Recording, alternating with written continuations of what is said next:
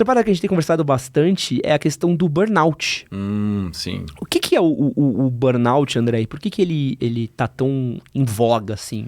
Olha, o burnout, de uma forma concisa, ele é um transtorno que envolve esse esgotamento emocional. Inclusive, alguns falam diretamente assim, né? Esgotamento emocional. Então, o indivíduo, geralmente ele ocorre no contexto de trabalho, mas ele não precisa ocorrer no contexto de trabalho. Ele pode ocorrer em qualquer contexto, mas ele é mais conhecido por ocorrer no contexto de trabalho. Então, a pessoa está lá trabalhando, tá muito assim desgastada ou sendo muito explorada, enfim.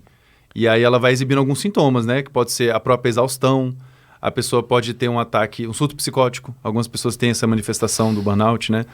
A pessoa pode entrar em depressão. Então, assim, tem muitas manifestações possíveis, né? Mas eu acho que a forma mais simples de explicar é quando a pessoa realmente chega num esgotamento tão grande, porque, por exemplo, está no trabalho que não está curtindo, está tendo uma relação tão tóxica com o ambiente de trabalho dela, que ela se torna disfuncional. Se ela não consegue viver o dia a dia dela normalmente, vive um grande nível de sofrimento. E sobre o porquê, né? As origens do burnout. Cara, eu acho muito difícil de falar de burnout sem falar do nosso sistema capitalista. Porque é um sistema que leva as pessoas a um esgotamento naturalmente, assim. Para você conseguir ter o mínimo de grana, para você ter um conforto e tal, você precisa se dedicar ao seu trabalho. Os trabalhos se baseiam numa força exploradora e uma força explorada. Então, eu acho que não tem como não falar disso. Acho que lá no fundo, a gente olha o burnout e pensa assim, tem algum problema com esse indivíduo, né, deu parafuso nele, deu curto-circuito. Mas se a gente não olhar o contexto mais amplo de onde esse cara está inserido e o que ele está sendo levado a fazer, fica meio difícil, fica meio alienado, sabe, a interpretação do transtorno. Claro que algumas pessoas têm predisposições, né? E aí, num contexto desfavorável, se você tem a predisposição, aí a chance de você desenvolver um negócio desse é muito maior. Então, por exemplo, alguém que tem uma predisposição a desenvolver transtornos depressivos, de ansiedade, por exemplo, se você tem um histórico familiar com esses transtornos, né? Já aumenta a chance, mas assim, eu acho que o contexto de trabalho, quando ele envolve um ambiente tóxico, quando ele envolve uma remuneração baixa, condições de trabalho precárias, que é uma tendência mundial, né? A precarização do trabalho.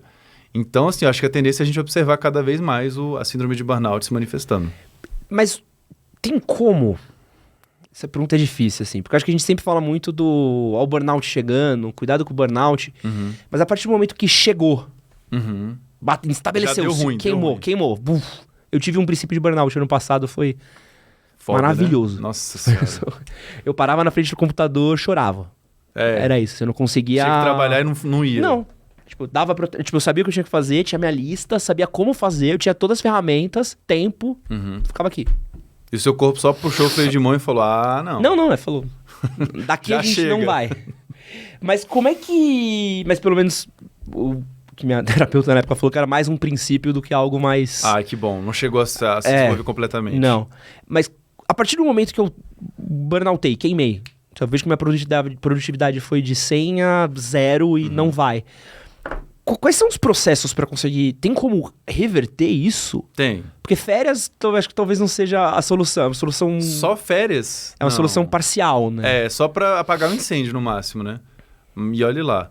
Mas assim, eu acho que é pedir ajuda. É o básico do básico, pedir ajuda. Pedir ajuda, assim, pode ser várias formas. Você pode pedir ajuda dos seus parentes, dos seus amigos. Você pode informar eles sobre o que está acontecendo. Porque eu não sei se foi o seu caso. Mas muita gente que tem princípio de burnout ou burnout não conta. Esconde das pessoas, né? Até por receio. Se tem como ela esconder, ela esconde. Muitas pessoas escondem. Tem gente que não tem como esconder, né? Por exemplo, se você tem um surto psicótico no meio do seu trabalho, todo mundo vai saber.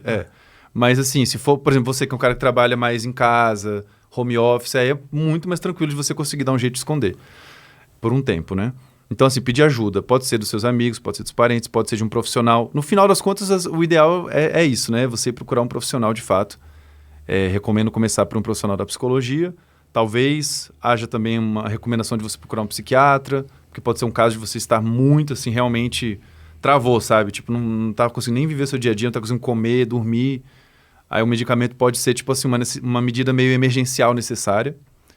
Mas, no final das contas, o que a gente observa com as pessoas que têm o burnout e recebem um tratamento adequado é que o que principalmente muda nelas é a maneira como elas lidam com o trabalho. E elas precisam desenvolver uma forma mais saudável de lidar com esse trabalho. Mesmo que tudo leve para outro caminho, para um caminho de lidar de forma não saudável. Do tipo, a gente, criador de conteúdo. Cara, se a gente for olhar pro YouTube, pro Instagram, pro TikTok, o que eles pedem pra gente fazer? Mais. Produz, faz vídeo todo dia. Assim, agora mudou o vídeo, agora tem que ser curto, agora tem que ser rápido, agora tem que ser longo, desculpa. Então, assim, se a gente for fazer o que eles querem mesmo pra crescer, a gente fica muito prejudicado, né? Assim, é difícil de acompanhar esse ritmo. Daí o que se observa quando as pessoas melhoram e tal, né? Quando elas conseguem se recuperar minimamente, é que elas aprendem a lidar de uma forma mais saudável, que eu acredito que tenha sido o que aconteceu com você. Alguma mudança tem que ocorrer, porque senão você vai manter aquele ciclo, né? Você recupera, tranquilo. Eu tô falando isso porque algumas pessoas melhoram. Aparentemente, elas acham que estão melhores, né? Mas elas vão procurar ajuda, só que nem você falou, pegou umas férias, fez uma viagem, que inclusive viagem é estressante geralmente, né? Mas enfim, as pessoas viajam para relaxar, para se conectar com a natureza, voltam sem mudar muito a relação que elas têm com o trabalho delas, e aí geralmente reproduz tudo de novo, com uma chance maior, inclusive, de parar lá de novo, né, no burnout.